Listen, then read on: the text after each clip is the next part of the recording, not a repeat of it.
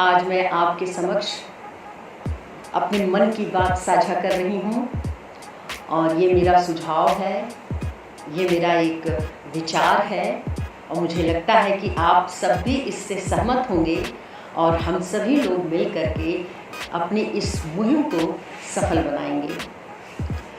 विगत कुछ महीनों में हमने चीन की चर्चा काफ़ी सुनी और जब हम चीन की चर्चा करते हैं तो तिब्बत का नाम आना भी स्वाभाविक है।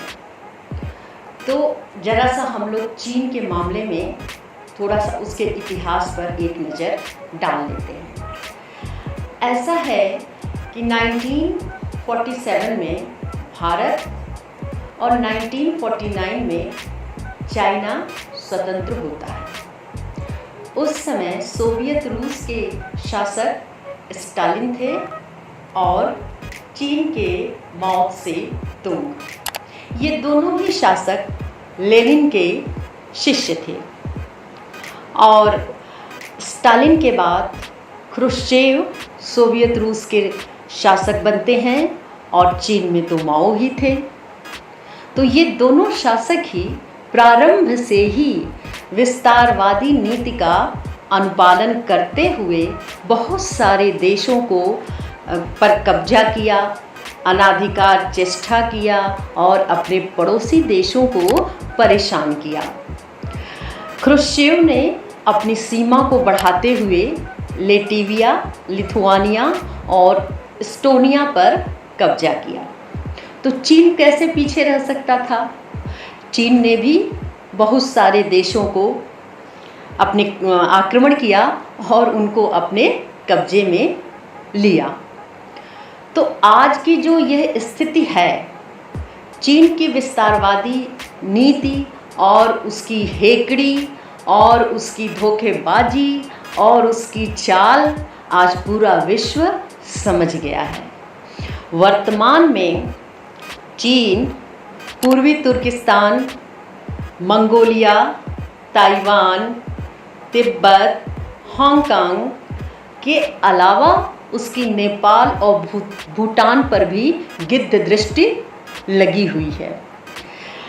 एक बार चीन के शासक जो थे माओ से तुंग ने कहा था कि तिब्बत हमारी हथेली है और लद्दाख, सिक्किम, नेफा, उस समय नेफा वर्तमान का अरुणाचल प्रदेश और नेपाल, भूटान पांचों उंगलियां हैं।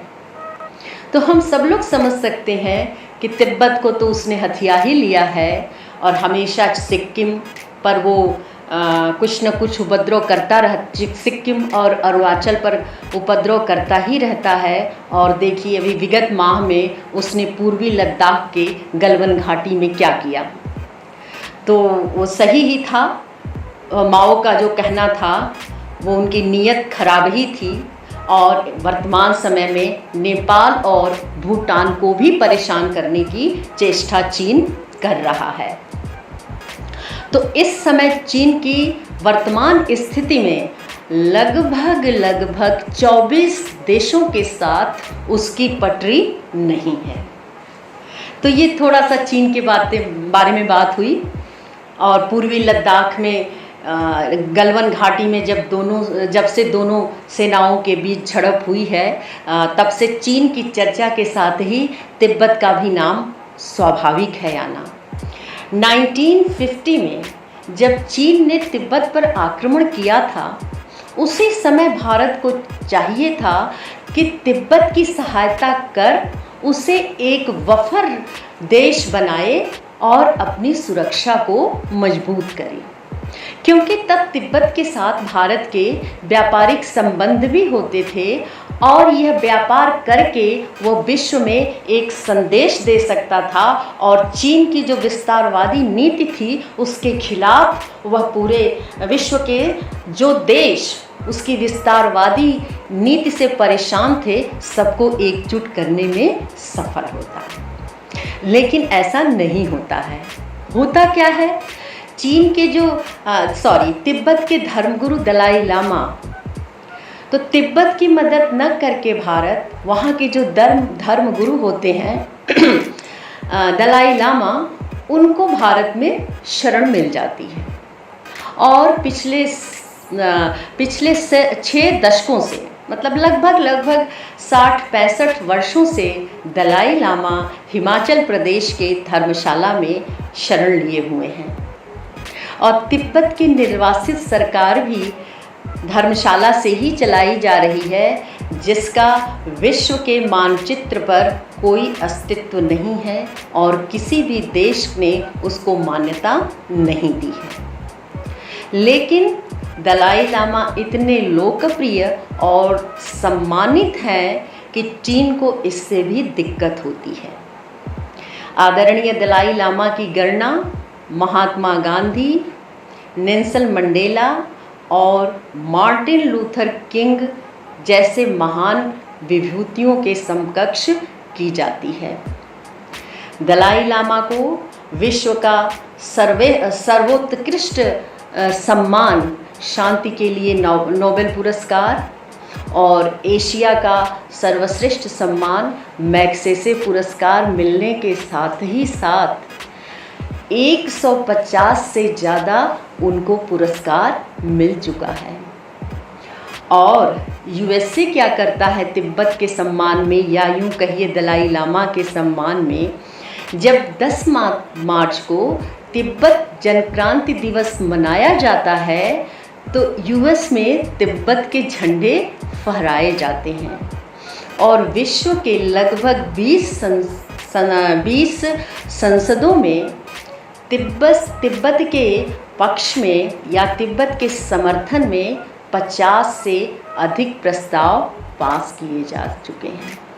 तो स्वाभाविक है कि जब दलाई लामा इतने विश्व स्तर पर इतने सम्मानित और लोकप्रिय हैं तो चीन को तो दिक्कत होगी ही। और विगत कुछ वर्षों में चीन ने अपनी आर्थिक, सैन्य, राजनीतिक और कूटनीतिक शक्तियाँ इतनी मजबूत कर ली है कि उसकी हर बात को दूसरे देशों को मानना पड़ता है। इसलिए चीन की हेकड़ी देखिए कि वो दलाई लामा को दूसरे देशों को वीज़ा देने से भी मना करता है। इसी क्रम में मैं एक प्रसंग आपको बताना चाहूँगी। विगत वर्षों में साउथ अफ्रीका में जितने भी नोबेल पुरस्कार विजेता थे उनके सम्मान में एक सम्मेलन आयोजित किया जाना था और दलाई लामा जी को भी वहाँ जाना था, लेकिन इनको वीज़ा नहीं मिला। तो वहाँ के आयोजकों ने दलाई लामा के सम्मान में उस आयोजन को ही रद्द कर दिया। देखिए दलाई लामा की प्रसिद्धि, लोकप्रियता, उनका सम्मान विश्व में कितना बड़ा है। और चीन की करतूत देखिए, जब दलाई लामा स्वर्ग सिधार जाते हैं तो उनके उत्तराधिकारी की घोषणा तिब्बत करता है। यह तिब्बत की परंपरा में है। लेकिन चीन ने क्या किया है, चीन के कम्युनिस्ट शासकों ने यह कहना शुरू कर दिया है कि दलाई लामा के उत्तराधिकार की घोषणा केवल और केवल चीन करेगा।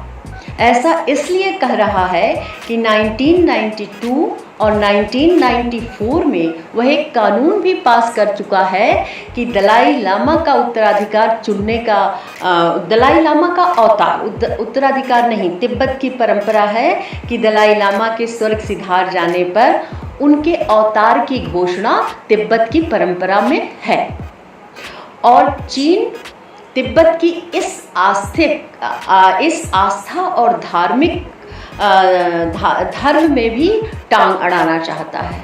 वो उसने कहना शुरू कर दिया है कि दलाई लामा की अवतार के घोषणा का अधिकार केवल और केवल चीन के पास है और उसने इस तरह का कानून भी पारित कर दिया है। लेकिन पिछले 20 मई 2020 को अमेरिका के निचले सदन में भी एक प्रस्ताव पास हुआ है कि दलाई लामा के अवतार की घोषणा का अधिकार केवल और केवल तिब्बत को है। इसमें चीन को कोई भी टांग अड़ाने की ज़रूरत नहीं है। और डेमोक्रेटिक और रिपब्लिक पार्टी के बीच मतभेद होते हुए भी यह प्रस्ताव 22 के मुकाबले 392 मतों से पारित हुआ था। और दलाई लामा ने भी अपने सारे राजनैतिक अधिकार वहाँ की जो सरकार, निर्वासित सरकार के प्रधानमंत्री सिंगयोंग को सब अधिकार दे दिया है और अपने पास केवल आध्यात्मिक अधिकार रखा है। ऐसा करके उन्होंने चीन को एक कड़ा संदेश भी दे दिया है कि जो परंपरा है दलाई लामा के बाद के स्वर्ग सिधार जाने पर उनके अवतार की घोषणा की जो बात है वो तिब्बत का ही उस पर अधिकार है। तो हम ये देखते हैं कि जब अमेरिका जैसे देश तिब्बत का और दलाई लामा का इतना सम्मान करते हैं तो हमारा देश भारत क्यों पीछे रहता है? इसको तो बहुत ज़्यादा दलाई लामा को शरण दिया है, बहुत अच्छी बात है, लेकिन तिब्बत के लिए भी कुछ करना चाहिए। क्यों? क्योंकि तिब्बत और भारत की संस्कृतियाँ भी बहुत मिलती जुलती हैं। भारत और तिब्बत की संस्कृति के मेल जोल का जरा देखिए क्या है, रहन सहन, खान पान, बोली वेशभूषा, बोली भाषा बहुत मिलती जुलती है। और तिब्बत जो है वो चीन के कब्जे में है, तो भारत को कुछ करना चाहिए। और मैं अपने विचार आपके सामने रख रही हूँ। ये मेरा सुझाव है कि समूचे विश्व को कोरोना संकट में डालने वाला चीन, अपने सभी पड़ोसी देशों को परेशान करने वाला चीन, पूर्वी लद्दाख के गलवान घाटी में हिंसक झड़प करने वाला चीन, और अब तो उसका जरा हिमाकत देखिए कि अब तो वो उत्तराखंड के लिपुलेख में भी अपना शिविर लगा रहा है। 2-3 दिन से लगातार समाचार में आ रहे हैं। तो ऐसे चीन के खिलाफ लगभग सभी महाशक्तियाँ और शक्ति संपन्न देश उसके खिलाफ हो रहे हैं। तो भारत को इस अवसर का फ़ायदा उठाना चाहिए और तिब्बत की मदद करनी चाहिए। तिब्बत को एक स्वतंत्र देश के रूप में विकसित करने का प्रयास करना चाहिए। उसके साथ व्यापारिक संबंध बनाना चाहिए और पूरे विश्व को एक संदेश देना चाहिए, क्योंकि इस समय ये बहुत जो महाशक्तियाँ हैं वो चीन के खिलाफ हैं। तो भारत जब इसका फ़ायदा उठाएगा तो उस फ़ायदे का उपयोग वह तिब्बत के लिए कर सकता है। और दलाई लामा की तो लोकप्रियता और उनकी प्रसिद्धि और उनका सम्मान तो हम सभी जानते हैं कि पूरे विश्व में कितना है। तो मैं अपने सभी मित्रों से यह आशा करती हूँ और मैं अपने मन की बात अब कह रही हूँ कि दलाई लामा को भारत का सर्वश्रेष्ठ नागरिक सम्मान भारत रत्न देना चाहिए। और भारत में ऐसी परंपरा पहले से भी रही है कि हम दूसरे देश के निवासियों को भी भारत रत्न देते हैं। जैसे पूर्व में पाकिस्तान के गफ्फार अब्दुल सीमांत गांधी और दक्षिण अफ्रीका के नेल्सन मंडेला को दिया गया है। तो तिब्बत से अपने जो पूर्व में जो संबंध खराब हो गए हैं, तो भारत इस पर पुनर्विचार करे, तिब्बत से संबंध सुधारे, जो गलतियां हो गई हैं उनको सुधार कर तिब्बत से व्यापारिक संबंध बनाए और चीन के खिलाफ अपनी इस मुहिम में विश्व के सभी देशों को एक साथ करके अगर भारत ऐसा कर लेता है तो चीन की जो आक्रामकता भारत के लिए है, भारत उसकी धार को कुंद भी कर सकता है। तो मित्रों, मुझे विश्वास है कि आप मेरी इस मुहिम का प्रचार प्रसार करेंगे और आप मुझसे सहमत होंगे। दलाई लामा को एक बार मैं फिर कहती हूँ कि दलाई लामा को भारत का सर्वोच्च नागरिक सम्मान भारत रत्न दिया जाना चाहिए। नमस्कार मित्रों।